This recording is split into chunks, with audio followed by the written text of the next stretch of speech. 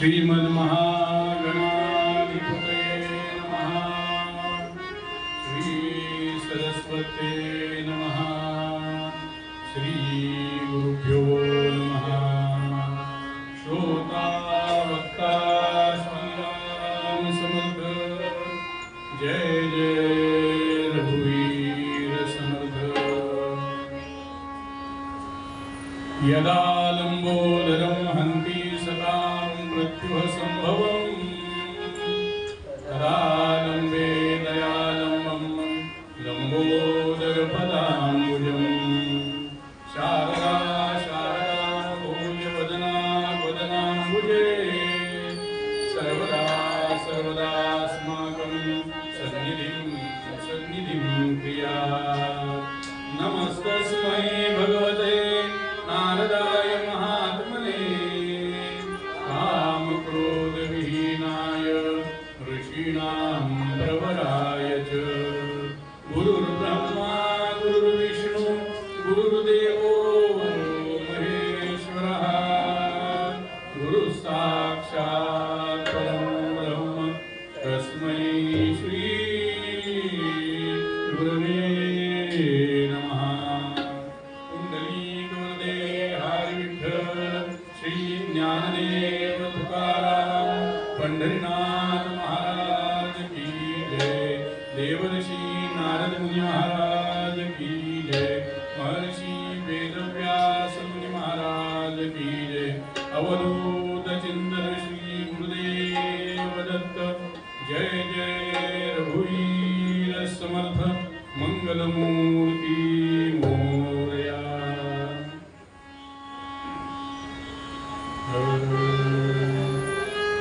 जय जय राम कृष्ण हरि राजा राम।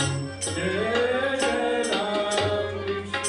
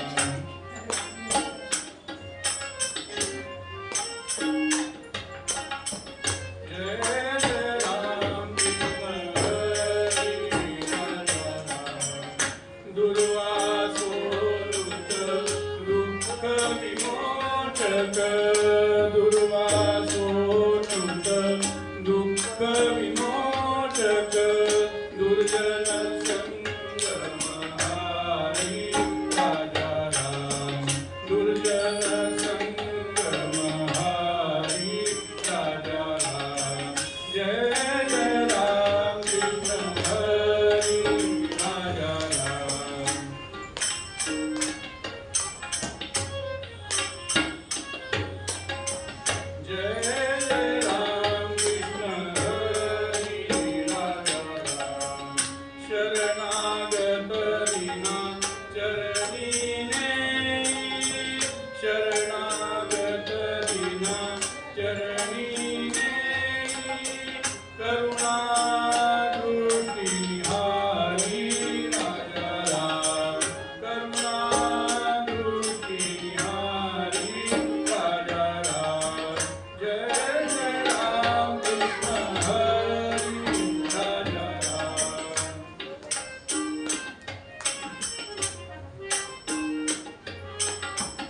जय जय राम कृष्ण हरी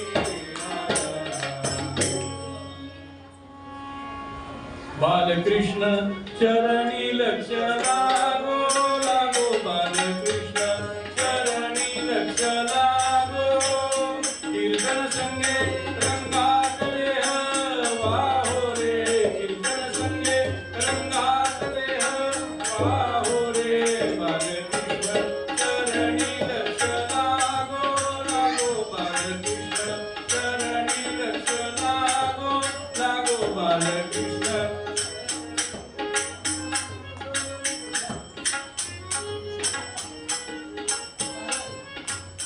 स्वरूपी मन हे लाविता सौख्य आम्हा स्वरूपी मन हे लाविता सौख्य आम्हा काम क्रोधादिक जाती निज धामा काम क्रोधादिक जाती निज धामा काम क्रोधादिक जाती निज धामा हो काम क्रोधादिक जाती निज धामा हो बालकृष्ण चरणी लक्ष लागो लागो बालकृष्ण चरणी लक्ष लागो लागो बालकृष्ण सद्रूप चिन्मय नारायण रूप ध्याऊ हो सद्रूप चिन्मय नारायण रूप ध्याऊ तन्मय होनी बलवंत प्रेमी गाऊ गाऊ तन्मय होनी बलवंत प्रेमी गाऊ गाऊ बालकृष्ण चरणी लक्ष लागो लागो बालकृष्ण चरणी लक्ष लागो लागो बालकृष्ण चरणी लक्ष लागो चरणी लक्ष लागो चरणी लक्ष लागो राम राम राम राम राजा राम सीताराम राम राम राम राम राजा राम सीताराम राम राम राम राजा राम सीताराम राम राम राम राम राजा राम सीताराम राम राम राम राम सीताराम सीताराम राम राम राम राजा राम सीताराम राम राम राम राम राजा राम सीताराम राम राम राम राम राजा राम सीताराम राम राम राम राम राजा राम सीताराम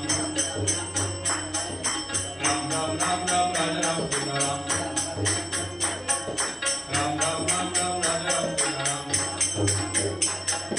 राम राम राम राम राजा राम सीताराम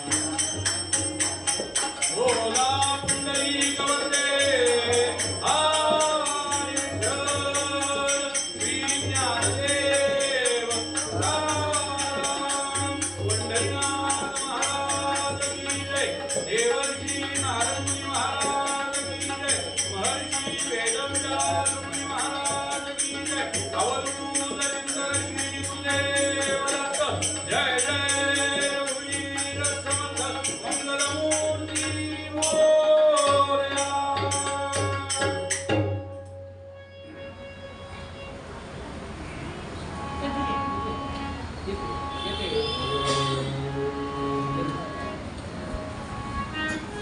श्री गुरुचे चरण कंज हृदयी स्मरावे श्री गुरुचे चरण कंज हृदयी स्मरावे निगम निखिल साधारण निगम निखिल साधारण सुलभावनी सुलभ सुलभावनी सुलभ इतर योग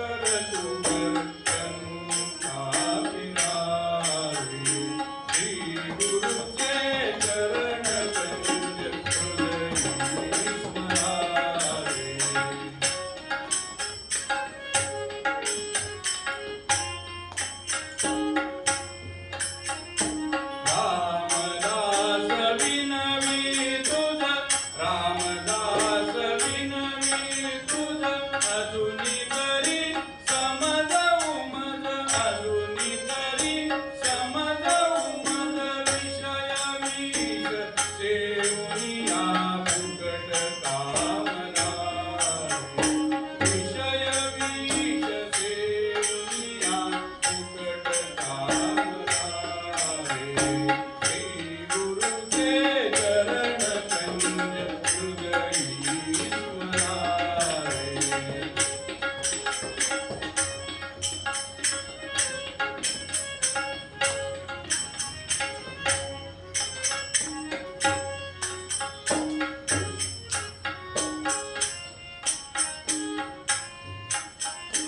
श्री गुरुचे चरण कंज हृदयी स्मरावे श्री गुरुचे चरण कंज हृदयी स्मरावे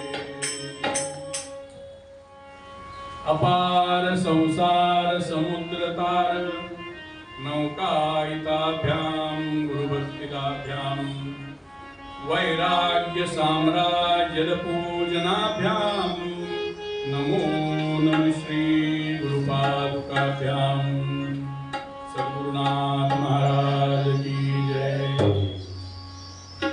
श्रीरामाचे अनन्य भक्त हनुमंताचे अवतार ज्यांनी भक्ती शक्तीचा प्रसार आणि प्रचार केला असे सज्जनगड निवासी समर्थ सद्गुरु रामदास स्वामी महाराज त्यांचं वर्णन मी माझ्या वाणीने काय करावं असं म्हटलंय की संतांचं वर्णन पंतांच्या वाणीने ऐकावं। काय म्हणतात मोरोपंत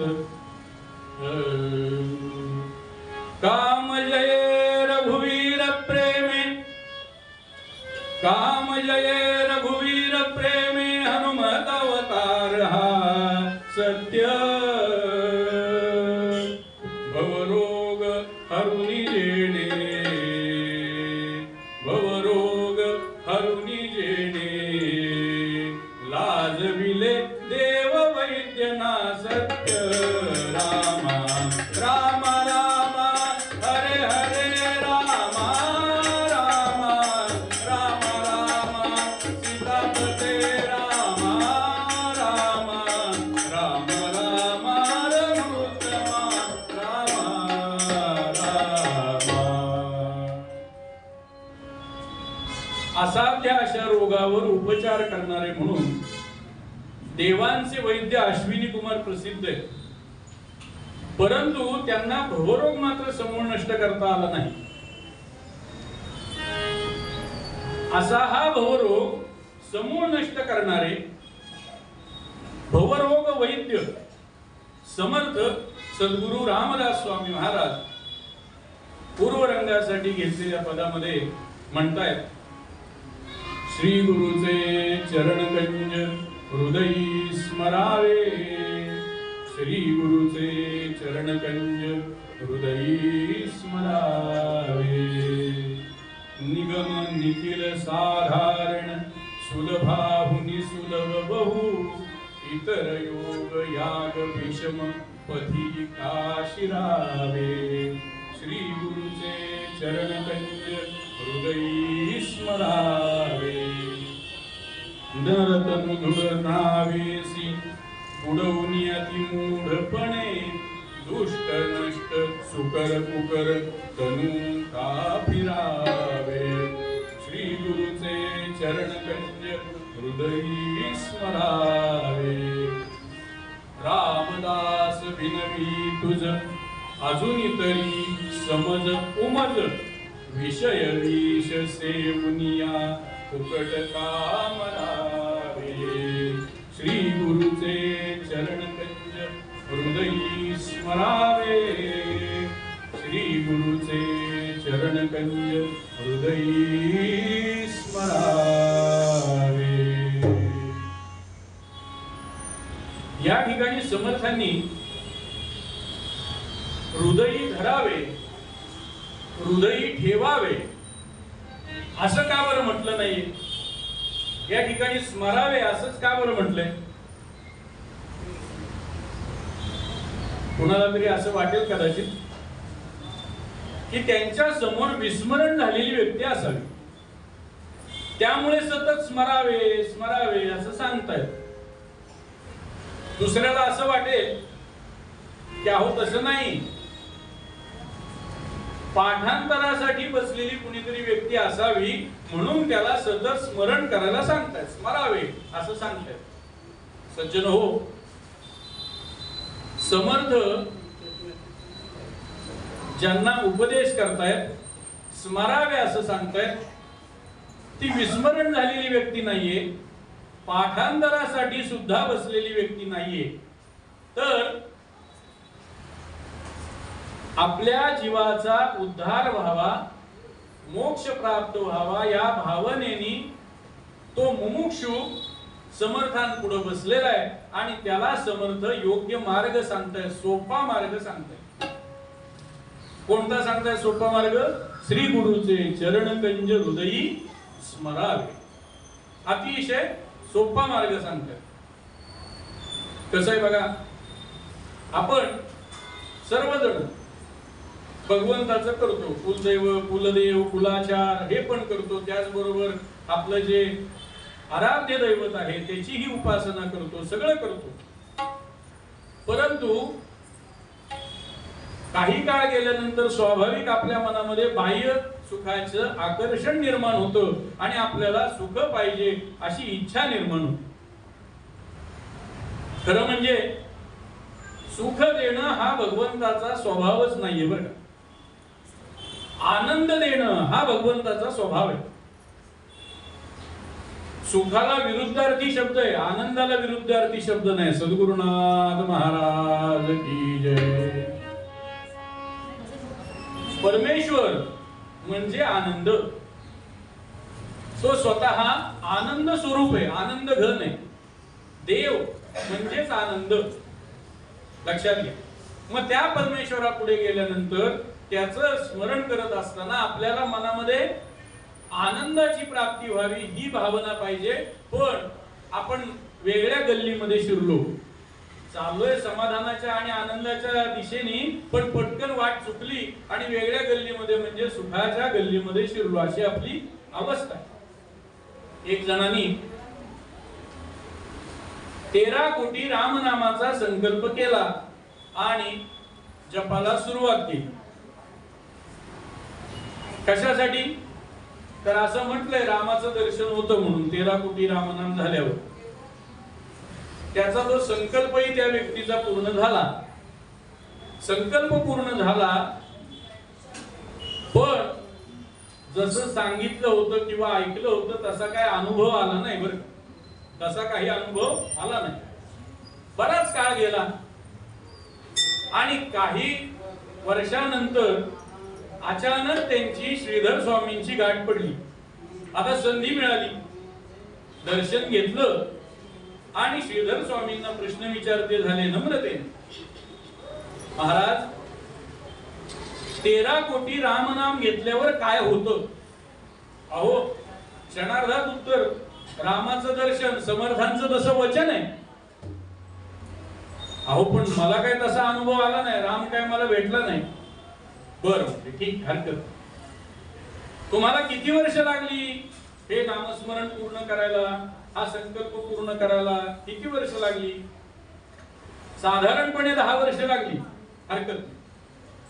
आता मला सांगा, तुम्ही ज्या वेळेला नामस्मरणाला सुरुवात केली त्यावेळी तुमची प्रापंचिक स्थिती काय होती नेमकी? त्यावेळेला त्यांनी सांगायला सुरुवात केली की अहो जेव्हा मी नामस्मरणाला सुरुवात केली त्यावेळी माझी नोकरी व्यवस्थित नव्हती, पगार मला कमी होता, मुलीच्या लग्नाचा प्रश्न होता, तिचं लग्न कसं करावं हा मोठा प्रश्न माझ्या पुढे होता, मुलाच्या शिक्षणाची चिंता, आणि त्याचबरोबर सर्वात अजून मोठं दुःख म्हणजे माझी पत्नी व्याधीने ग्रासलेली आणि तिच्या उपचारासाठी सतत वैद्यांकडे जावं लागणं आणि पैसा खर्च होणं, या सगळ्या अवस्थेमध्ये मी होतो. परंतु तुम्हाला सांगतो की हा संकल्प जसा चालू झाला तसा काही काळानंतर मला नोकरी उत्तम मिळाली आणि पगारही चांगल्या प्रतीचा मिळाला, मुलीचं लग्न अतिशय चांगल्या घरामध्ये तिला दिलं, देवासारखी माणसं भेटली बघा. अहो, मुलाचं शिक्षण पूर्ण झालं, त्याला नोकरी लागली, त्याचंही लग्न वगैरे व्यवस्थित पार पडलं, आणि हो महत्वाचं म्हणजे माझी पत्नी जी प्रकृतीने अस्वस्थ होती ती अगदी ठणठणीत बरी झाली बघा. अगदी गोकुळ नांदतंय घरामध्ये. श्रीधर स्वामी म्हणाले बरोबर आहे. अहो, तुम्ही नामस्मरण करत होता, तुमच्या न कळत तुमची ही प्रपंचातली सगळी कामं पार पडली, मार्गी लागली. याचं कारण असं की तुम्ही नामस्मरण करत होता, पण तुमच्या मनामध्ये स्मरण मात्र प्रपंचाच्या चिंतेचंच वाहत होतं, आणि ते सतत चिंता तुमची डोळ्यापुढे होती, ते प्रश्न स्वाभाविक तुमच्या डोळ्यापुढे होते. त्यामुळे तुमचा हा केलेला सर्व जो काही जप आहे तो सर्व त्या गोष्टींसाठी खर्च झाला. आता असं करा, आता तुम्ही निवांत आहात, रिटायर झालेला आहात, आता रामासाठी नाम घ्या. इथं दृष्टांत झाला पूर्ण. पुढची ज्या वेळेला मला काही माहिती मिळेल तेव्हा मी तुमच्याकडे नक्की पोहोचवी. सद्गुरुनाथ महाराज की जय. आपल्या सर्वांना ठाऊक आहे, दासबोध ग्रंथ समर्थांनी लिहिला. तो दासबोध जगले असे ब्रह्मचैतन्य गोंदावलेकर महाराज, जे दासबोध जगले, आपल्या जीवनामध्ये दासबोध जगले, ते कायम म्हणायचे की एक वेळ रामासाठी नाम घेऊ नका, पण नामासाठी नाम घ्या. कारण ह्या कलियुगात नाम अवतार आहे, ह्या कलियुगामध्ये नाम अवतार आहे, म्हणून तुम्ही नामासाठी नाम घ्या. कारण नामस्मरणामध्ये भगवंताचं स्मरण हाच मुख्य हेतू आहे. भगवंताच्या नामाचं स्मरण. अहो, प्रपंचाचं स्मरण म्हणजे भगवंताचं विस्मरण. म्हणून आपल्याला सांगितले की भगवंताचं स्मरण करा, नामामध्ये नामासाठी नाम घ्या. यासाठी समर्थ आपल्याला हा सोपा मार्ग सांगतायत. श्री गुरुचे चरणकंज हृदयी स्मरावे, श्री गुरुचे चरणकंज हृदयी स्मरावे. निगम निखिल साधारण सुलभाहुनी सुलभ बहु, इतर योग याग विषम पथी काशरावे. अजून काही मार्गाने सुद्धा देव आपलासा करता येईल की? बरेच मार्ग आहेत ना आपल्याकडे. ज्ञान मार्ग आहे, कर्म मार्ग आहे, योग मार्ग आहे. मग हे सगळं असताना हे काय सांगितलंय? श्री गुरुचे चरणकंज हृदयी स्मरावे, नाही का? अहो, ज्ञान मार्ग आहे, योग मार्ग आहे, कर्म मार्ग आहे. मग हे सगळं असताना हे कशाला पाहिजे? पण ज्ञान मार्गात आपण गेल्यानंतर त्या मार्गामध्ये येणारे अडथळे, कर्म मार्गामध्ये येणारे अडथळे आणि योग मार्गामध्ये येणारे अडथळे, याचा जर आपण नीट विचार केला तर ज्ञान मार्ग हा सोपा नाही. त्यासाठी खडतर तप करावं लागतं, त्याची आपली तयारी नाही. मग कर्म मार्गाचा विचार आला पुढे. यज्ञ याग हे सर्व त्या कर्म मार्गात सांगितले. मग तुम्ही म्हणाल बुवा यज्ञ याग काय अवघड आहे, सोपं आहे की हो, आपण करू शकतो, नाही का? काय अवघड आहे? बरोबर आहे तुमचं. यज्ञ करण्यासाठी पहिली हवी ती म्हणजे योग्य जागा आणि भरपूर जागा. आता तुम्ही म्हणाल अहो तुम्ही कुठल्या जमान्यातलं सांगताय? त्यावेळी एका खोलीमध्ये 5-10 लोक राहत होती, आता वेगळा काळ आहे, नाही का? 2 BHK इथपर्यंत गेले आता सगळं, नाही का? अशी अवस्था झाली. आता जागेला काय कमतरता नाही, हरकत नाही, चला जागा मिळाली, जागा मिळाली. पुढं त्यासाठी लागणारं हवीर द्रव्य. अहो, ते हवीर द्रव्य शुद्ध स्वरूपात प्राप्त होणं सोपं आहे का? त्याच्यासाठी ज्या समिधा लागतात त्या समिधा जर त्याला कीड लागलेली असेल, वाळवी लागलेली असेल, खराब झालेली असेल आणि ती जर यज्ञामध्ये टाकली गेली तो सगळा यज्ञ विसर्जित करावा लागतो आणि पुन्हा परत यज्ञ करावा लागतो. हे खरं शास्त्र आहे, लक्षात घ्या. मग आज आपण या सगळ्या गोष्टी बघतोय नाही. अहो आणलंय पॅकिंग नाही का, रेडीमेड सगळं आहे ना, आणि टाकतोय आपण स्वाहा. अशा पद्धतीची आपली अवस्था आहे. हे यज्ञ या करणं बरं ठीक आहे, चला ते पण आम्ही शुद्ध स्वरूपात आणलं. त्यासाठी लागणारे तज्ञ जे काय आहेत ते वेदमूर्ती पण आपल्याला मिळाले. यथासांग यज्ञ पार पडला.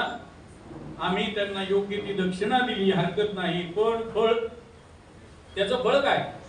अदृष्ट आहे ना. स्वर्ग कामो यजेत, स्वर्गाची प्राप्ती होणार. पण स्वर्गाची प्राप्ती झाली तरी काय पुढं? क्षिणे पुण्ये मरते लोकं विशन्ति. अहो स्वर्गामध्ये गेल्यानंतर पुण्य क्षीण झालं की पुन्हा या मृत्यू लोकामध्ये येऊन बसायचंय. पुन्हा आपलं चालूच आहे. ये रे माझ्या, हा बरोबर ना. अशी आपली व्यथा आणि अवस्था आहे. मग त्यासाठी समर्थांनी सांगितलं, बाबा रे तू ज्ञान मार्गाचा अवलंब करू नकोस, तू कर्म मार्गाचाही अवलंब करू नको. पुढचा ऐकायच्या आधीच पटकन हा लगेच विचार करायला लागला, चला आता आपण योग मार्गाकडे जाऊया. गेला तिथून निघून. हो ऐकायला तयार आहे का कुणी हल्ली? नाही का, ऐकणं हा विषय नाहीये. मग योग मार्गाचा अवलंब करायला गेला, पुस्तक वाचायला सुरुवात केली. आता मला सांगा, पुस्तक वाचून योग मार्ग कळेल का? नाही का, एवढं सोपं आहे?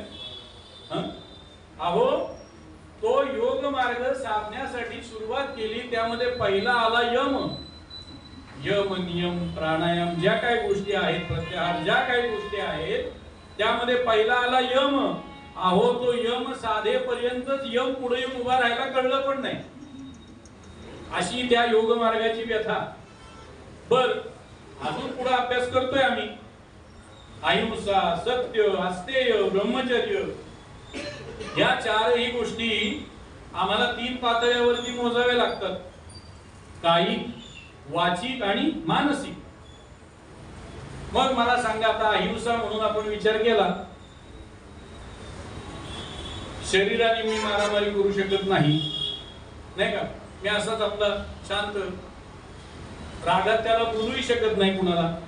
अहो आता येताना असं झालं, रिक्षेने आलो, हात करतोय, एक गेला, दुसरा गेला, तिसरा गेला, रिक्षेवाला बरं का, नाही का, गेला आणि तो थांबायला तयार नाही. मग माझी अवस्था काय? नाही का, ह्याला मेलेला पुढं भाडंच मिळलं नाही पाहिजे बरं का. हा दिवसभर तसाच फिरणार गोल, ह्याला भाडं मिळणार नाही. म्हणजे काय? कायिक, वाचिक आणि मानसिक. मी आतून तरी त्याच्याशी त्याच्याबद्दल वाईट बोललेलो आहे. मग त्यामुळं मला हा योग मार्ग सोपा आहे का? एवढा सहज शक्य नाही. मग अहिंसा झालं, सत्य बोलणं. अहो आता पटकन कुणाचा तरी फोन आला आणि अहो तुम्ही येताय ना? हो येतोय येतोय. बर कोथरूडला, म्हणजे कोथरूडला त्यांना पोहोचायचंय बरं. मग ह्यांनी काय सांगितलं, बसलाय आपल्या मोदी गणपती मंदिरामध्ये, पण फोनवर हाडूच काय सांगतोय, स्टॉप चौकात आलोच. सत्य है का, अस्तेय, ब्रह्मचर्य याबद्दल आता काय बोलायचं. पहिल्या गोष्टीतच आपण, म्हणजे माझ्यासारखा तर पूर्णपणे शरण बाबा सोपं नाही, नाही का. आणि या सगळ्या गोष्टींचा विचार करून हे जे काय आहे ज्ञान, कर्म आणि योग, हे सगळे जे काय मार्ग आहेत ते केवळ गुरुचरणांपाशीच आहेत. गुरुचरणाशी जर आपण लीन झालो तर हे सगळे मार्ग आपल्याला आपोआप प्राप्त होतात. फक्त त्यांच्याशी लीन व्हायला पाहिजे. म्हणूनच समर्थ आपल्याला सांगतायत, इतर योग याग विषम पथी का शिरावे, श्री गुरुचे चरण कंज हृदयी स्मरावे. श्री गुरूंचं चरण जे आहे ते हृदयामध्ये ठेवा, हृदयामध्ये ते तुम्ही स्मरा, त्यांचं चिंतन करा. हा भाव त्यांनी सांगितलाय. पुढे आपल्याला समर्थ सांगतायत, नरतनु दृढ नावेसी बुडवून अति मूढपणे दुष्ट नष्ट सुकर कुकर तनु का फिरावे. हा मुद्दा आपल्याला समजून सांगतात समर्थ. नरदेह रूपी आपल्याला हे जी काय मिळालेली नौका आहे, ही नौका पार करण्याचा आपण प्रयत्न करत नाही. प्रत्येक नराने या नरदेहाचा नरक होऊ नये यासाठी काहीतरी धडपड केली पाहिजे, पण ती करत नाही. अथांग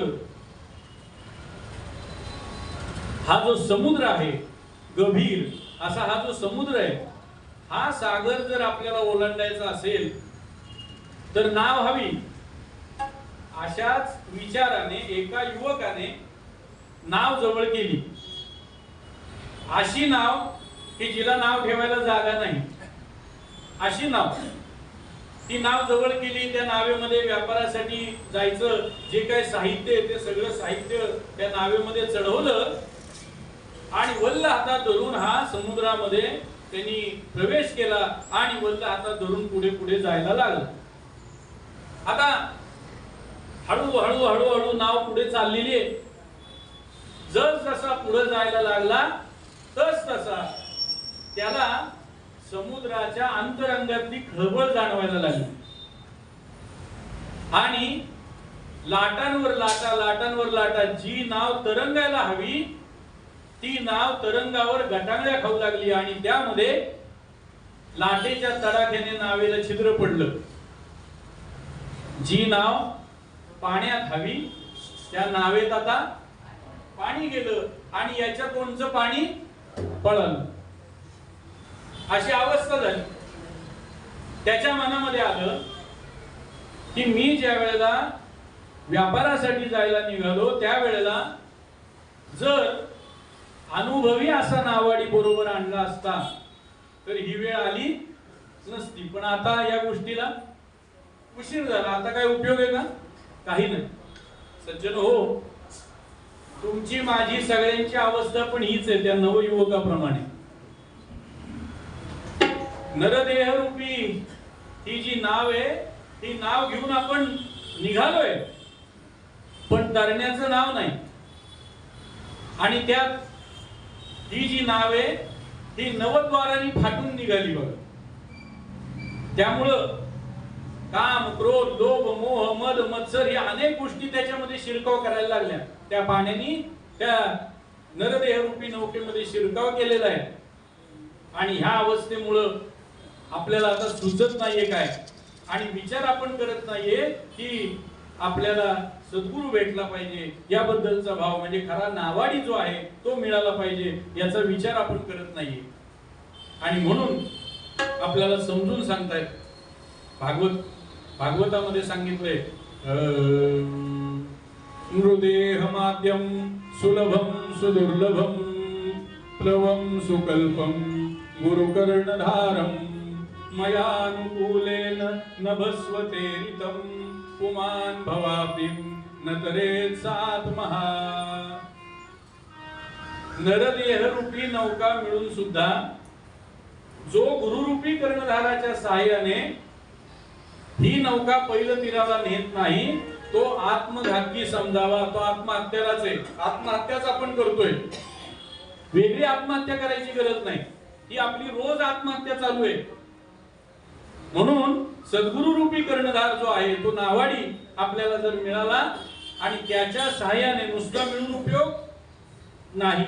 त्यांनी दिलेल्या व्रतानी, त्यांनी दिलेल्या नियमानी, त्यांनी दिलेल्या सांगितलेल्या पद्धतीने आपण जर केलं तर आपली ही जी काही जीवन नौका आहे ती पहिलं पाराला गेल्याशिवाय राहणार नाही. म्हणूनच आपल्याला समर्थ रामदास स्वामी हा विषय समजून सांगतायत काय, नरतनु धनु राम नावेसी बुडवून याती मूढपणे दुष्ट नष्ट सुकर कुकर तनु का फिरावे. अहो या वेगवेगळ्या 84 लक्ष योनी फेरे सारखे फिरत फिरत फिरत किती अलपटे मारायचे नाही का. पुनरपि जननम पुनरपि मरणम पुनरपि जननी जठरे शयनम इह संसारे खलु दुस्तारे कृपया पारे पाहि मुरारे भज गोविंदम गोविंदम भज मूढमते प्राप्ते सन्नीते मरणे नहि नहि रक्षति डुक्रुम करणे. पुन्हा जन्मने नाही का, पुन्हा जन्मने पुन्हा ही मरणे पुन्हा आईच्या उदरी शिरणे. अशा प्रकारे या संसारी दया मागतो देवादारी. सारखे हेलपाटे घेतोय, सारखे हेलपाटे चाललेले.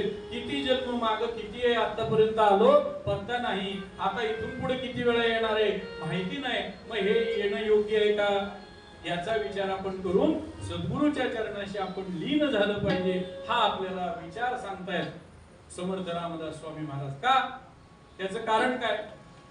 तर सद्गुरूचं एकदा सानिध्य मिळालं, गुरु कृपेशिवाय परमेश्वर आपलासा होत नाही. सद्गुरु हाच आपल्याला देवाजवळ नेणार आहे. लक्षात घ्या, सद्गुरु शिवाय देवाची प्राप्ती होणं कठीण आहे, महाकठीण आहे. म्हणून सद्गुरु आपल्याला पाहिजे. त्याचं कारण तुकाराम महाराज आपल्याला समजून सांगतात. गुरु चरणी ठेविता भाव, गुरु चरणी ठेविता भाव, आपोआप भेटे देव, आपोआप भेटे देव, गुरु चरणी ठेविता भाव.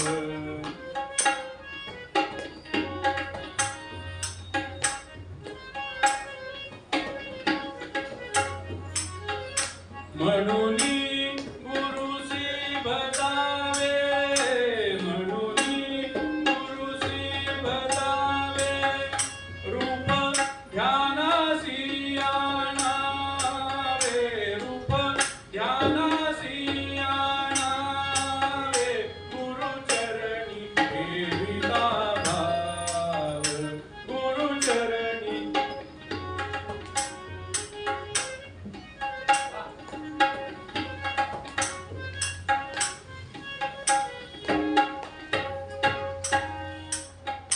देव गुरु पाशी आहे, देव गुरु पाशी आहे, वारंवार सांगू का हे, वारंवार सांगू का हे, गुरुचरणी ठेविता भाव, गुरुचरणी ठेविता भाव.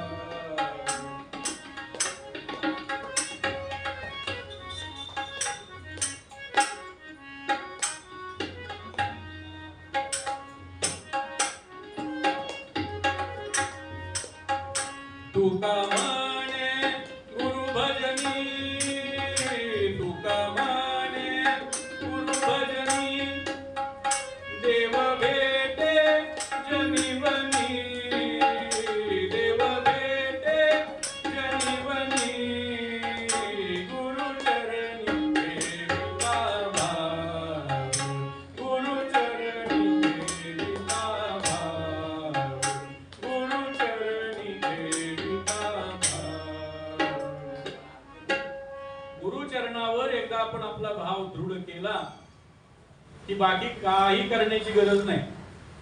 कारण ज्ञान कर्म योग या सर्व गोष्टी गुरुचरणापाशीच आहेत. आणि एकदा का आपण त्याच्याशी समरस झालो, एक रूप झालो की मग काळजी मिटली. बघा, देव भेटायचा असेल तर अंतर असावं लागतं. ते अंतर जे आहे ते गुरु कृपेने नाहीसं होतं. नवे नवे ते अंतरच सद्गुरु रूप होऊन जातं, देवरूप होऊन जातं. आणि मग त्याच्या मनामध्ये बाकी कोणताच भाग शिल्लक राहत नाही. जनी वनी बसलेला तो विश्वाकार देव त्याला प्राप्त झाल्यासारखा होतो, तो आनंदी होतो, समाधानी होतो. अशी भावावस्था त्याची तयार होती की तो फक्त गुरुपूजा, अनुसंधान हीच पूजा, दुसरं काही नाही. शिवदिन केसरीनाथ महाराज सांगतायत त्याबद्दल.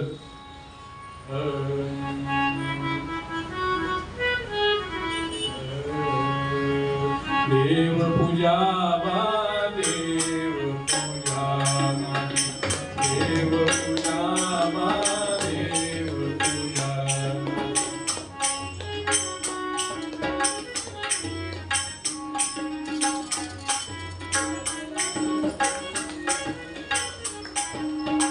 पाय तुझे गुरुराजा, पाय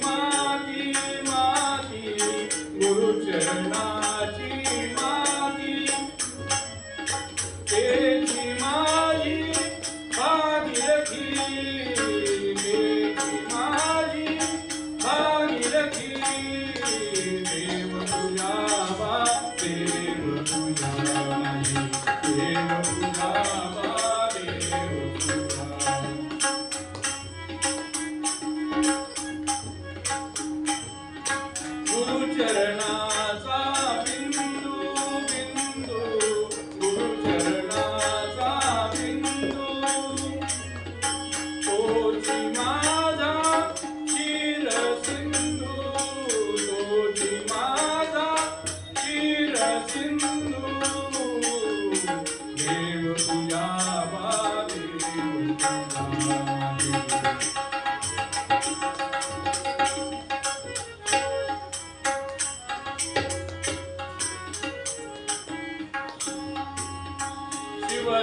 केसरी पायी पायी, शिवदिन केसरी पायी,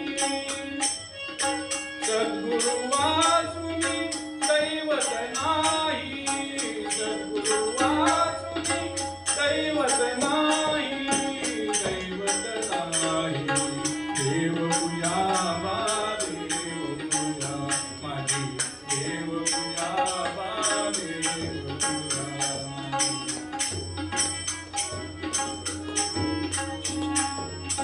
पाय तुझे गुरुराजा, पाय तुझे गुरुराजा माझी, देव पूजावा देव पूजा माझी, देव पूजावा देव पूजा माझी, देव पूजावा देव पूजा।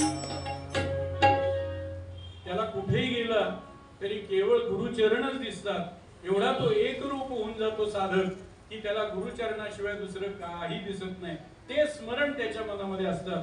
आणि हीच अवस्था आपली तुम्हामाची प्राप्त व्हावी यासाठी समर्थ रामदास स्वामी महाराज पूर्वरंगासाठी घेतलेल्या पदामध्ये म्हणतात,